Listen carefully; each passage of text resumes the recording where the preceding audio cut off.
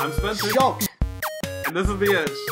And we're here to review Shock. Xenoblade Chronicles 3D. Shock. Featuring 3DS. Shulk. 3D Nope, Shock. just 3D. No! Just 3D. No! It's a game made from Monolith Soft and published by Nintendo. Yeah. Originally came out for the Wii as just Xenoblade Chronicles. It's an action RPG RPG. featuring your hero Shulk Shock. from I the fucking hate Shock. Super Smash Bros. I hate him on Smash. I think he's too slow, to be honest. And it's your action RPG based on kind of two giants just fight each other. They duking it out, dog. And they kind of kill each other at the same time and just become the world that people live on. Literally, they fucked each other up. Literally, therefore, literally the setting is you're on the giants. Like you start on their feet and just. Like, I'm on a giant motherfucker. The map is the giant, so it's kind of interesting. Does it stink because you're at the feet? What about when you go to the anal crack? They don't go into the rectum of the giant. Really? Which is unfortunate for anybody who played South Park. That'd probably be a really hard dungeon. At the end, you're getting like forced out. We gotta hurry, get out. A lot of ads. Yeah. A lot of ads. Yeah. Yeah, that's what we call fucking maggots. This game is enormous. This is a 60-hour game. Completed in 40 hours. Yeah. No, not quite. Oh, but it's a 60-hour game, and there's even longer for completionists. If you're a completionist type person that has to 100% a game, you'll be here for over 100 hours. It is enormous. I'm still doing that for Bloodborne, actually. Really? I'm going through the Chalice Dungeons. There's Giant spiders are stopping me. There's so many quests in this game. It kind of takes after like an MMO and a lot of that. Okay. Which usually isn't a bad thing. If it's done properly. I have a complaint with that, but we'll get into that in a little bit. To be blunt, I've never touched the Wii version. So a lot of people, when you talk about this game and they know about Xenoblade Chronicles 3D, they'll say you have to just play the Wii game, don't bother with the handheld, because of the graphics. Because they claim that it takes away from the vast scope that the game offers. So we'll get into that. My opinions on that are. Let's start with the gameplay. Again, it's an action RPG. As soon as you enter a battle, you kind of choose to engage in the battle, or you can just run away like a little pussy. Is it turn-based? No, it's not turn-based. It's an action one. That's what I was saying. Like this isn't your. This is not. Kind of I traditionally like the turn-based Chrono Trigger, Final Fantasy VI style, but this is more. You run up and you're always auto-attacking as long as you're near. As long as you're nearby the enemy, you'll auto-attack them, and then your moves you control with the control pad. And select different moves like spells / Monado usage. Monado is the sword. It's kind of a bizarre weapon. I'm not sure if I really like it, but it is. This thing? Yeah, it's the little red sword on the it's front. It's like a Phantasy Star Online weapon. Oh wow, it's a red weapon, secret weapon! And it actually has like a lot of magical powers that the character kind of uses. And they actually become tools that you can use in actual combat. They literally say, wield the blade. Wield the blade. Let me guess. It's probably some prophecy in the story. Yes. Oh, God. Welcome to Grandia. So other parts of it is a lot of exploration. There's tons of it. The maps are enormous, with a lot of secrets to uncover as well. I actually uncovered a secret where my character has glasses. They're like superpowered glasses. And during a couple of the cutscenes, they wear all the equipment that you find and stuff in the cutscenes. And for the beginning of the game, the strongest shoes I could find were women's swim sandals. And so my character was running around in these serious cutscenes, but he's wearing swimming sandals. And then one of them was wearing glasses. Like, Chris is dead! He's like, runs away in the sandals. Yeah, it's just awful. And then a lot of people who've played MMOs will understand how it plays, because you just get a whole bunch of quests. So when you're out in these big fields, fetch quests. Kind of fetch quests, except that you don't have to return them. Stealing quests. They streamlined right. They streamlined it to where as soon as you collect 5 of yada yada, it just ends and you get the experience for it. You're like, shit, yeah, I'm awesome. Keep these. Yeah, just keep them. Please return them to our family. Yeah, we're poor. We have no money. All right, it's like, experience. I'm awesome. I'll keep all these eggs. Terrible. So I will say that the graphics took a hit. If you see the Wii version and then you see this, I understand what people are saying when they go, you got to play the Wii version because you don't get the graphics. It is semi-true. Yes, the graphics are significantly dumbed down and worse. Yeah. The draw distance, I will say that for this game, the draw distance is immense. It's large. I've never played a game. Honestly, this reminds me of like Skyrim. Or a game like that where the draw distance is like, you can see way out there. It ain't like Skyrim, bro. No, not the actual graphics, but the draw distance part of it. Where you can, because it's crazy, like I can see miles out there and see like a mountain range, like way in the distance. And I was like, I was there.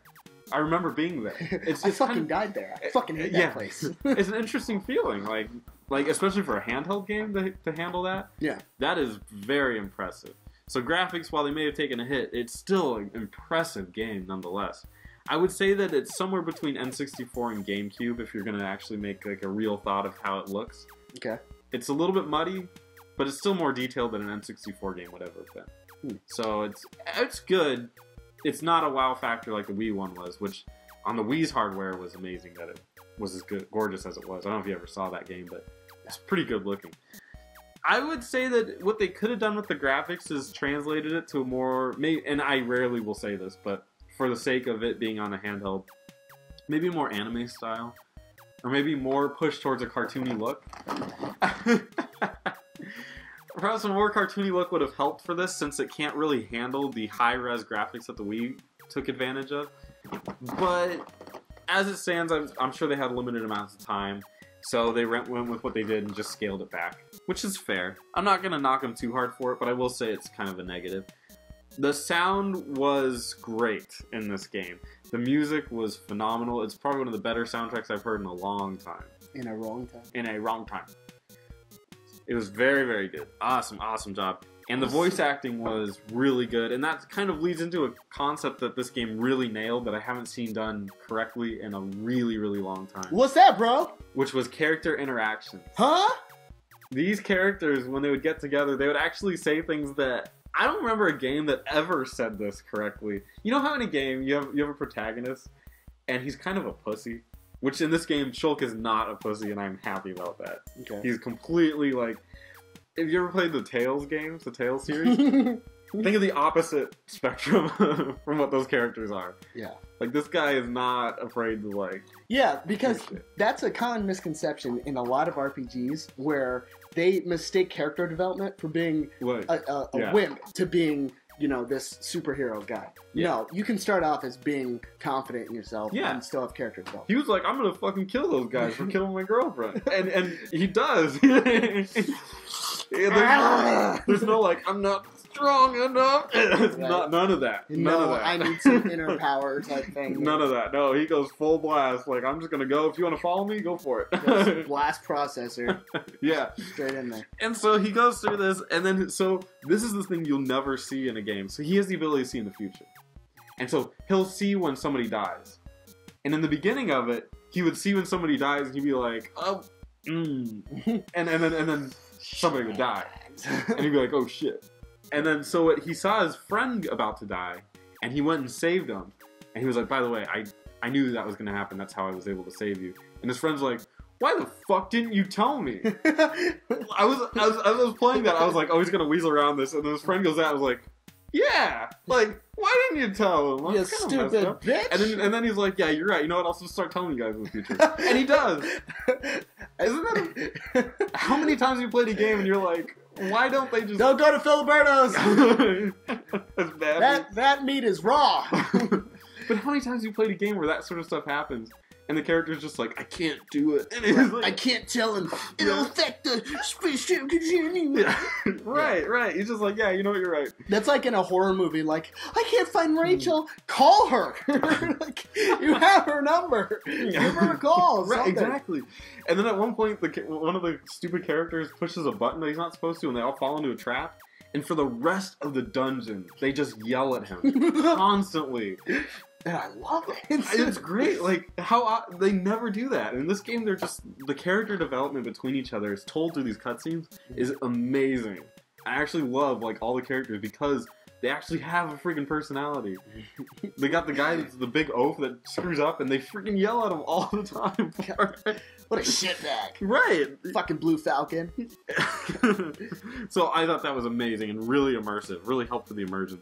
As far as the pros go, this game is huge, so somebody looking for a lot of content that's going to take them a while, this is your game.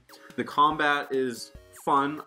I would prefer turn-based, but this game has a certain strategy to it where you can... It affects where you attack them, so if you have to attack them from the side, you get a special bonus. Gotta hit from the side? Yeah. So you'll see yourself maneuvering around the game and maneuvering, and not pulling back so you don't auto-attack, so you don't get aggro. So there's kind of a lot of strategy that goes into it, and then when to use the Monado, when not to. It really nails a certain... Oh, sorry. Monado. Not monotonous. So it nails a good strategy with that, and I really enjoyed it. Again, would have preferred turn-based because that's my thing, but I'm branching out. You're branking out? I'm branking out. And the story and characters are phenomenal. And I rarely say that. But I really did like the story and the characters. Flashback to the last 3 reviews. Right. Phenomenal. Well, luckily we played a string of great, like Bloodborne, Pillars of Eternity, and in this game, the story in this game is simple, which makes it so effective. But there's never a time when you're just like, God, who's this character and who's this who? What happened a million? What happened a million years ago that I'm supposed to care about? And none of that. Type 0. Like, it's just very cut and dry. What the fuck are you? And why do you have a weird thing that you have to say all the time? Yeah, right. It's completely cut and dry, which is wonderful. I'm so happy to play a game like that for once. The cons, graphically, it didn't translate as well as a lot of people would have hoped. It definitely doesn't look as good as the Wii version. That sucks. It is what it is. Get over it. It's a handheld game. It sucks, but it is what it is. And I thought the MMORPG mechanics actually kind of hurt it in a lot of ways. The main quest is great, but you have to kind of stop when you're playing, and you'll talk to some guy, and usually, and this is lazy, usually it's the same guy that has like 4 quests. So he has an exclamation over his head, you'll talk to him. I need you to go to the grocery store. Yeah. Fight 3 wolves. Rescue my daughter. Rescue my daughter. Clear the dungeon and bring it all back to me. We'll see what happens. Pretty much. It's really weird. He's just got like 4 quests, and then as soon as you get 1 quest, he'll just ask. The exclamation will appear again. It's like, oh, so I gotta ask him again. Right. And just read him, and he's like, oh yeah, and I need a bunch of oysters. Did you forget my daughter? There's 1,500 experience points when you get back, huh? Get my daughter. That's how it works. Pretty much. Free my daughter. Yeah. And so that part I thought was kind of weak, and I understand why they did it, but they should have just given it to you off the bat and just said, hey, by the way, if you find 4 frog legs or something, you get this many experience. And that would have worked fine. That's why I liked Dragon Age, the first Dragon Age, how they did it. It was a bulletin board, and it was like if you can help kind of thing. Yeah. And when you did it, you stamped that you helped them. So why not? It's pretty neat. That's why you had like 7 or 8 different quests, but it was on the bulletin board, so it's fine. It was really redundant to talk to the guy, especially because I didn't have to return to him. Oh, you're back! As soon as I finished it out there, it was done. I got the experience for it. I know he finished it. Yeah, it's just all of them are psychic. It's great. Here's your experience. Good plot twist. Yeah. Oh god. So would I recommend it? If you have a new 3DS, which I know is probably not the majority of people right now, yes. For those people, it's a must-buy. For everybody else, I can't really recommend it. I guess I would consider... It's hard to recommend this game since the Wii version exists. And a lot more people probably have a Wii than they have a new 3DS. So I would go back and get it on the Wii if you can. Basically, the trade-off is, do you want really good graphics? Go with the Wii version. Do you want it as a portable? Then get a new 3DS and get this game. I think most people would lean towards the Wii. So that would be my recommendation. If you do have a new 3DS, though, absolutely. This is the reason to get it right now. Can I just say, nitpicking, I hate that they say only for the new Nintendo 3DS when it's on the Wii. And coming to the Wii U, right? The Wii U version, the Wii U is going to have the new one, Xenoblade Chronicles X. Okay, so it's going to have it's not going to be built. Alright. I have a problem with that. I get it. It says 3D at the end, so technically, legally, it's different. But, no.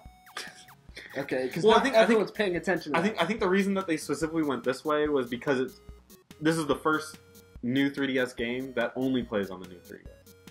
Like, it won't play on the regular 3DS. So I think that's why they had to do that. So He's people Spencer. I'm Justin. people wouldn't make that mistake. Be sure to like, comment, subscribe, and videos.